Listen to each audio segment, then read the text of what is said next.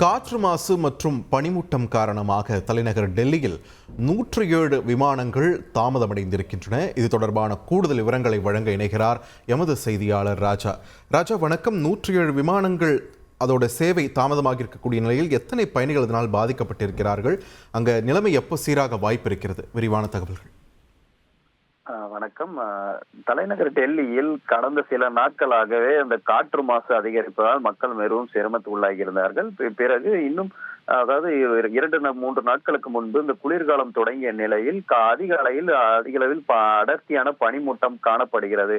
இவை காற்று மாசும் கலந்து இருப்பதால் காலையில் மிகவும் சிரமத்திற்குள் மக்கள் அவதிப்படுகிறார்கள். குறிப்பாக விமான நிலையங்களும் மற்றும் ரயில் நிலைய சேவைகளும் இதில் பாதிப்படைந்திருக்கிறது. இன்றைய தினம் பார்க்கும்போது காலை 7:30 மணி அளவு நிலவரப்படி டெல்லி சர்வதேச விமான நிலையத்தில் இந்த பார்வை திறன் 800 மீட்டராக குறைந்திருக்கிறது இந்த பனிமூட்டம் காரணமாக.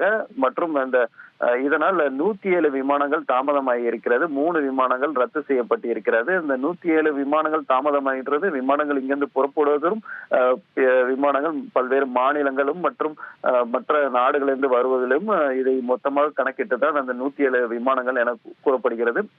இந்த நிலை இன்று மட்டும் இல்லை, ஒரு 3 நாட்களாகவே இதே நிலைதான் தொடர்ந்து வருகிறது. மற்றும் தலைநகர் டெல்லியில் பல்வேறு இடங்களில் காற்றின் தர குறியீடு அதிகாலை பார்க்கும்போது அந்த AQI இண்டெக்ஸ் 400க்கு மேல் பதிவாகி இருக்கிறது. அது வெரி சிவியர் கேட்டகரி என்ற இடத்தில் அது அபாய கட்டத்தில் அந்த இது பதிவாகி இருக்கிறது.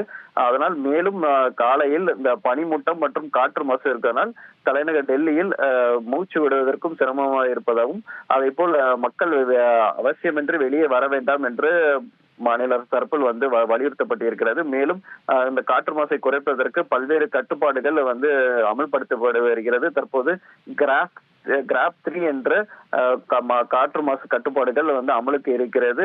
அதாவது வெளி மாநிலங்களிலிருந்து பேருந்து சேவைகள் கட்டுப்பாடு விதிக்கப்பட்டிருக்கிறது. கட்டுமான இடிப்புகளுக்கு கட்டுப்பாடுகள் விதிக்கப்பட்டிருக்கிறது. அதே போல் பள்ளி குழந்தைகளுக்கு அதாவது 5ஆம் வகுப்பு வரை விடுப்பு அளிக்கப்பட்டிருக்கிறது. ஆன்லைன் பள்ளிகள் மேற்கொள்ளும் என அறிவிக்கப்பட்டிருக்கிறது. மேலும் இதே நிலை தொடரும் பட்சத்தில் அடுத்த கட்ட நடவடிக்கை எடுக்கப்படும் என மாநில அரசு தரப்பில் தெரிவிக்கப்பட்டிருக்கிறது. நன்றி ராஜா, உங்களுடைய விரிவான தகவல்களுக்கு. செய்திகளை உடனுக்குடன் தெரிந்து கொள்ள உடனே சப்ஸ்கிரைப் பண்ணுங்க.